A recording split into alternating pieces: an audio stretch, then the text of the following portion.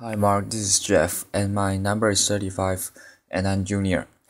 Sunitha, Krishnan, The Fight Against Sex Slavery, TED India, 2009, filmed November 2009, 33 subtitles, languages, view interactive transcript.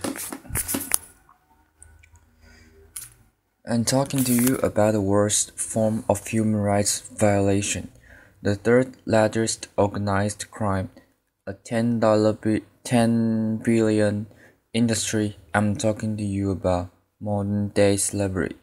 I'd like to tell you the story of these three children, Pranitha, Shahin, and Anjali. Pranitha's mother was a woman in prostitution, a prostitute person. She got infected with HIV, and towards the end of her life, when she was in the final stage of AIDS, she could not prostitute, so she sold 4-year-old Pranitha to a broker. By the time we got the information, we reached there. Sunitha was already raped by 3 men. Shahin's background I don't even know. We found her in a railway trap, raped by many men. I don't know many, but the indications of that on her body was that her intestine was outside her body. And when we took her to the hospital, she needed 33 stitches to put back her intestine into her body. We still don't know who her parents are, who she is.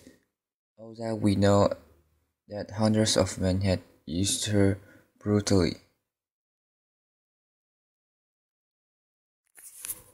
Anjal's father, a drunkard, sold his child to pornography.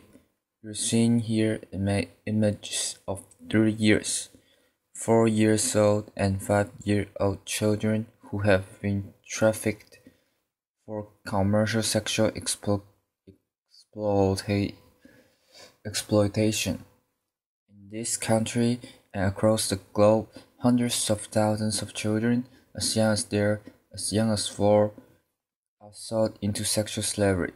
But that's not the only purpose that human beings are sold for.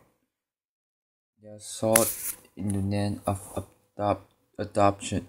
They are sold in the name of organ trade. They are sold in the name of forced labor, camel jockeying, anything, everything. I work on the issue of commercial sexual exploitation, and I tell you the stories from there. My own journey to work with these children started as a teenager. I was 15 when I was raped by 8 men.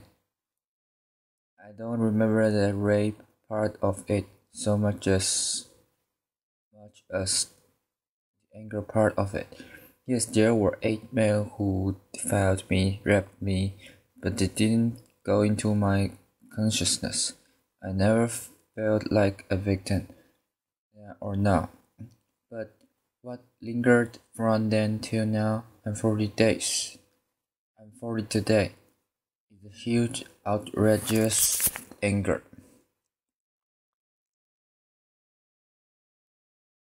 2 years, I was ostracized. I was stigmatized. I was isolated because I was a victim. And that's what we do to all traffic survivors. We, as a society, we have PhDs in victimizing a victim.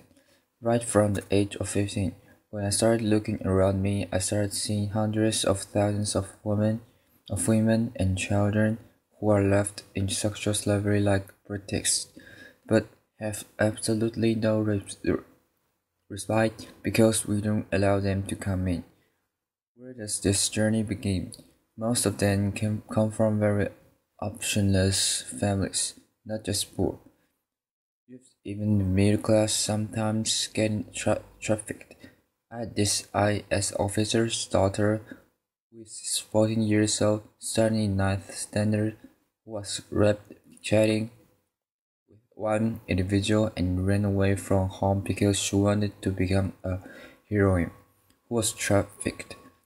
I have hundreds of thousands of stories of every well-to-do families and children from well-to-do families who are getting trafficked. These people are deceived. First, 99% of them resist to become inducted into prostitution. Some paid the price for it. They're killed. We don't even hear about them. They are voiceless, unclear, nameless people. The rest who succumb into it go through every day to torture, because the men who come to them are not men who want to make you your girlfriends or who want to have a family with you. These are men who buy you for an hour for a day and use you, throw you. Each of the girls that I've rescued more than 3,200 girls. Each of them tell me one story in common. Applause. One story about one man at least putting chill powder in her vagina. One man taking a cigarette and burning her. One man whipping her. We are living among those men. There are brothers, fathers, uncles, cousins all around us, and we are silent about them.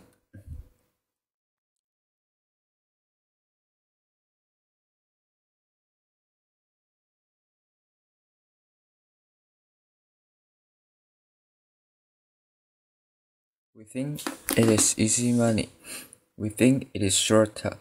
We think the person likes to do what she's doing, but the extra bonus that she gets in various infections, sexually transmitted infections, HIV, AIDS, syphilis, gonorrhea, you name it, substance abuse, drugs, everything under the sun. And one day she gives up on you and me because we have no options for her, and therefore she starts normalizing this exploitation. She believes, yes, this is it. This is what my destiny is about, and this is normal to get raped by 100 men a day, and it's abnormal to live in a shelter. It's abnormal to get rehabilitated. It's in the context that I work. It's in the context that I rescue children. I've rescued children as young as 3 years, and I've rescued women as old as 40 years. When I rescued them, one of the biggest challenges I had was where do I begin? Because I had lots of them who were already HIV affected. 1/3 of people I rescued are HIV positive, and therefore my challenge was to understand how can I get out the power from this pain. And for me, it was greatest experience. Understanding my own self, understanding my own pain, my own isolation was my greatest teacher, because what we did with these girls is to understand their potential. You see a girl here who is trained as a welder. She works for a very big company, a workshop in Hyderabad, making furniture. She earns around 12. She earns around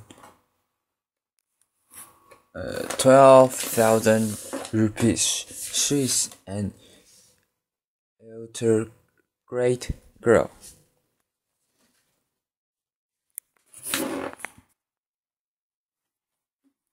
Trained skilled as a welder. Why welding and why not computers? We felt one of the things that these girls had an immense amount of courage. They did not have any paradise inside their body.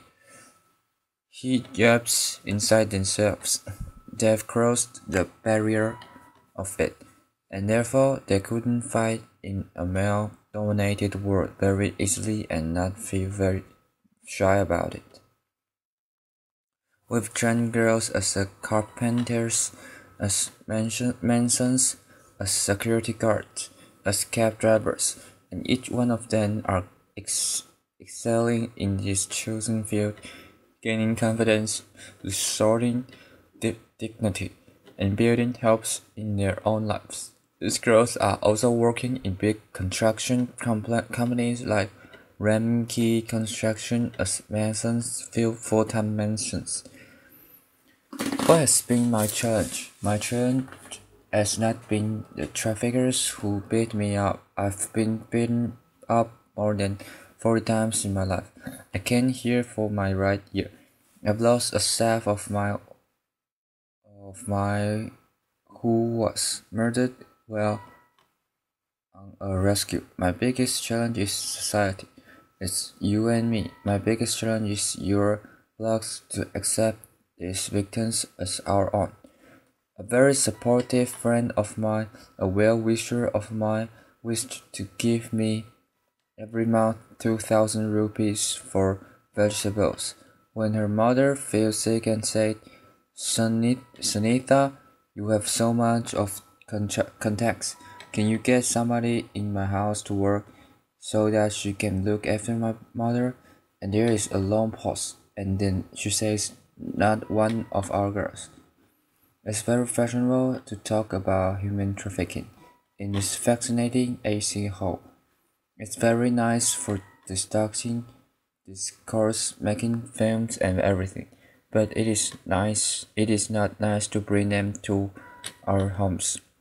It's not nice to give employment in our factories, our companies. It's nice for our children to study with their children. There is ere it ends. That's my biggest challenge. If I'm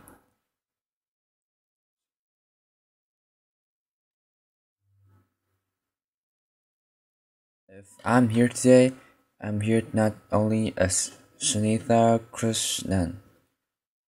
I'm here as a voice of the victims and survivors of human trafficking. They need your compassion. They need your empathy. They need much more than anything else and acceptance. Many times when I talk to people, I kept telling them one thing: don't tell me 100 ways how you cannot respond to this problem. Can you apply your mind for the one way that you can respond to the problem? And that's what I'm here for. Asking you for your report, demanding for your support, questioning for your support. Can you break your culture of silence? Can you speak these two persons about this story and tell the story? Convince them to tell the story to another two persons. I'm not asking you all to become Mahatma Gandhis or Martin Luther Kings or Mada podcasts or something like that. Asking you in your limited world, can you open your minds? Can you open your hearts? Can you just encompass these people too? Because they are also a part of us. They are also a part of the world. I'm asking you for these children whose faces you see, they're no more. They died of their ideas last year. I'm asking you to help them accept as human beings, not a philanthropy, not a charity, but as human beings who deserve all our support. I'm asking you this because no child, no human being deserves what these children have gone through. Thank you. Applause. Thank you, Mark. Bye bye.